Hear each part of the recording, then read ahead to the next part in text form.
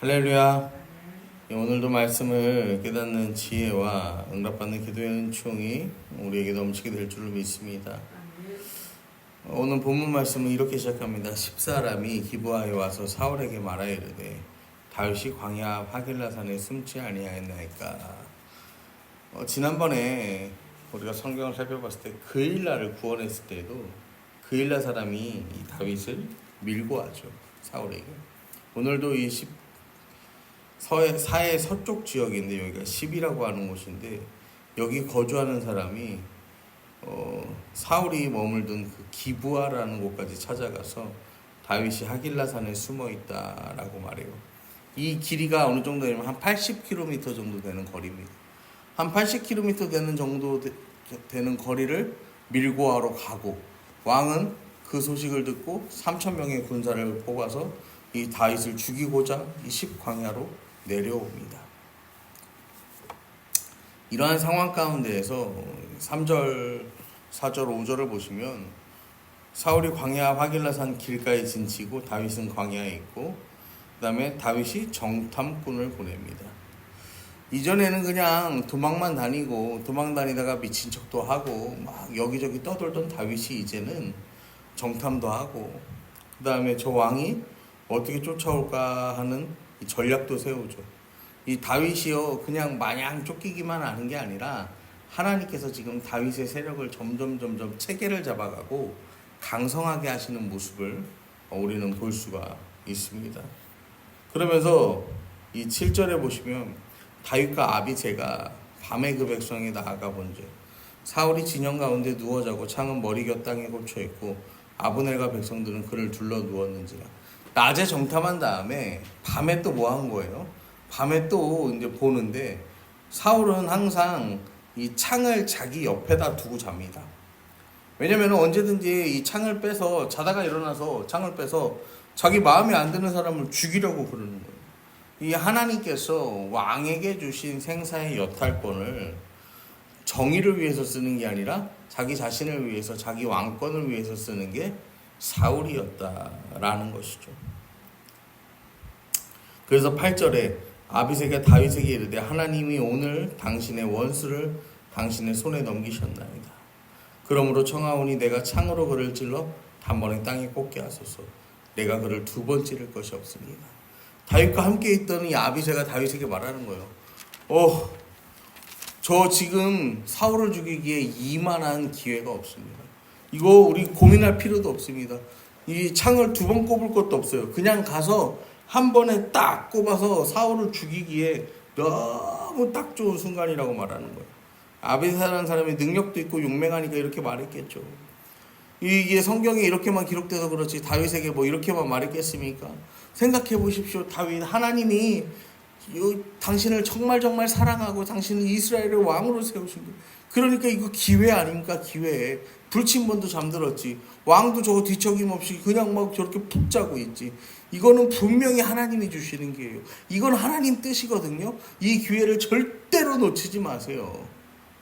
여러분, 아비새가 그렇게 말했지 않겠어요? 그런데요, 다윗이요, 하나님 말씀을 기준으로 하나님 말씀을 기준으로 삼는 인생이었기 때문에 이 눈에 보이는 상황이나 이 나타나는 현상을 자기 신앙의 기준으로 삼지 않아요.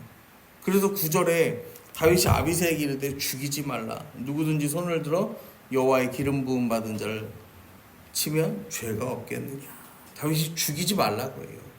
다윗이 착해서 그런 것도 아니고 소심해서 그런 것도 아니고 이 사울도 다윗이 보기에는 뭐예요? 하나님이 세운 왕이란 말이에요.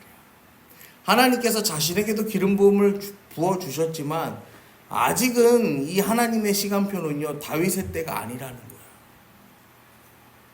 그래서 다윗은 확실한 하나님 나라의 통치권을 위해서 사울을 죽이지 않는 거예요.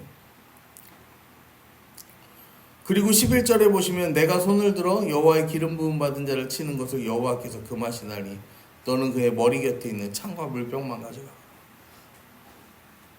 창, 사울 옆에 꽂아놓는 그 창을 가지고 가는 거예요. 그 다음에 물병, 물은 이 고대 근동에서 생명을 상징하거든요. 그러니까 생명에 대한 생사 여탈권이 이 사람을 찔러 죽이는 창도 없고 물도 없는 사울 너에게는 없다라는 것을요 다윗이 보여주는 거죠.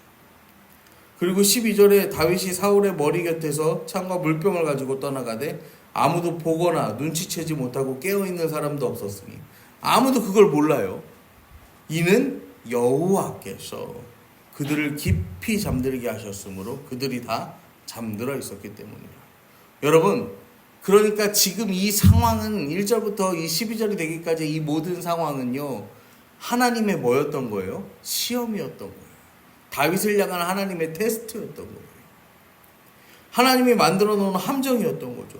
다윗이 정말로 하나님을 신뢰하는지, 다윗이 정말로 하나님 마음에 합한 왕인지 다시 한번 확인하는 시간, 하나님을 끝까지 신뢰하는 다윗으로 만들려는 하나님의 계획이 여기에 숨어 있었다라는 겁니다.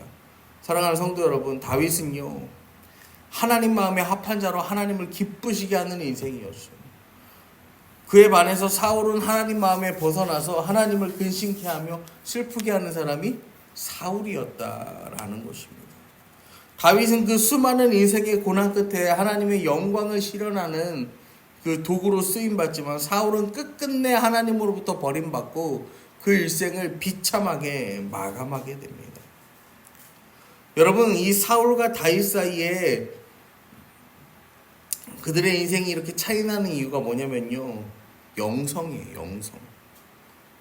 이 영성이라는 건요, 여러분, 우리가 잘못 오해하시면 안 되는데, 이 영성이라는 것은 하나님과의 관계성을 말하는 거예요.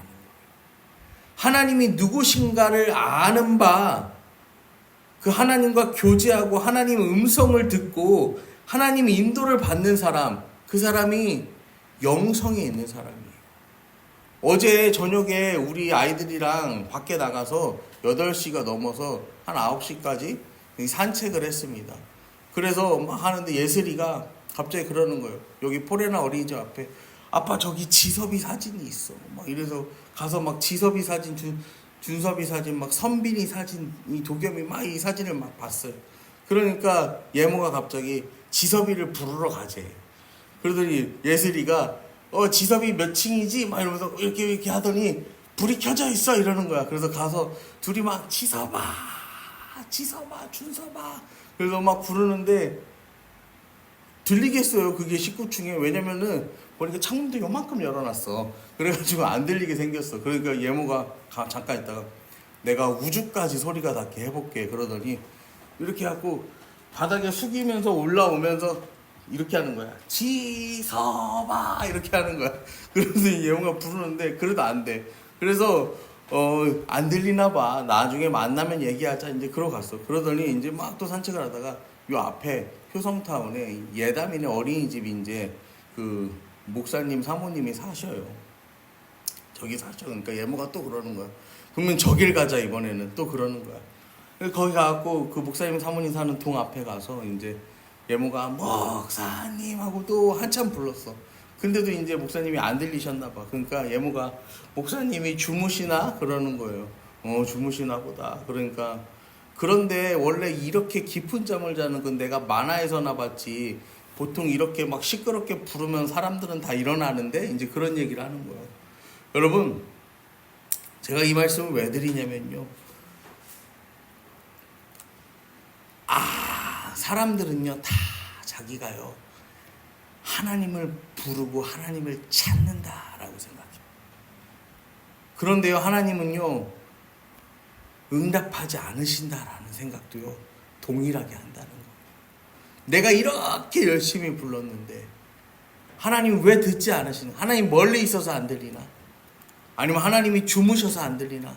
아니면 내 부르짖음이 약해서 안 들리나? 여러분 그런 생각을 해요.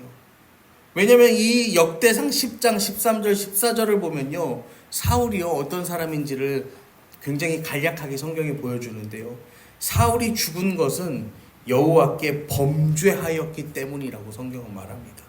그가 여호와의 말씀을 지키지 아니하고 또 신접한 자에게 가르치기를 청하고 여호와께 묻지 아니하였으므로 여호와께서 그를 죽이시고 그 나라를 이새의 아들 다윗에게 넘겨주셨다라고 성경은 그렇게 말해요. 사울은요, 하나님을 찾긴 찾았어요. 그런데 어떻게 찾냐면요, 자기 생각과 자기 열심을 가지고, 때로는 거창한 제사도 드리고, 신접한 자나 박수들을 이스라엘에 쫓아낼 만큼 율법에 대한 열심도 있었고, 하나님 이름으로 전쟁터에 나가는 종교적 열정도 있었어요.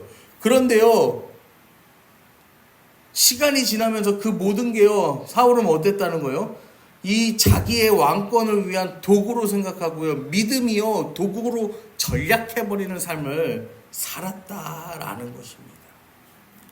그래서 결국에는 다윗은 하나님께 날마다 열려있는 사람이 되었는데, 사울은 하나님 앞에 어떤 사람이 된 거예요? 닫힘받은 사람이 되었다라는 것입니다.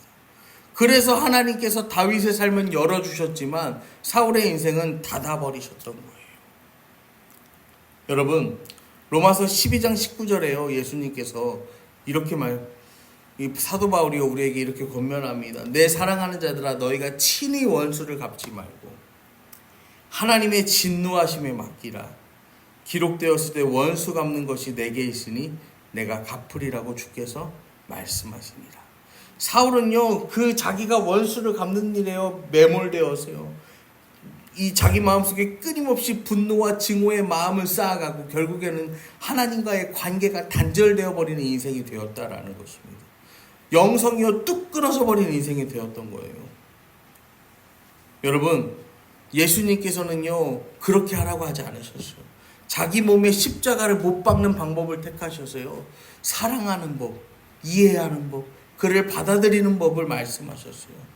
오늘도 이 하루 여러분이 살아가실 때 사울처럼요, 자기 분노와 이 원수에 매몰되어서요, 여러분 사랑의 마음을 잃어버리고 하나님과의 관계가 끊어지는 인생이 아니라, 오늘도 하나님께서 우리 인생, 내 인생의 원수를 갚아주신다.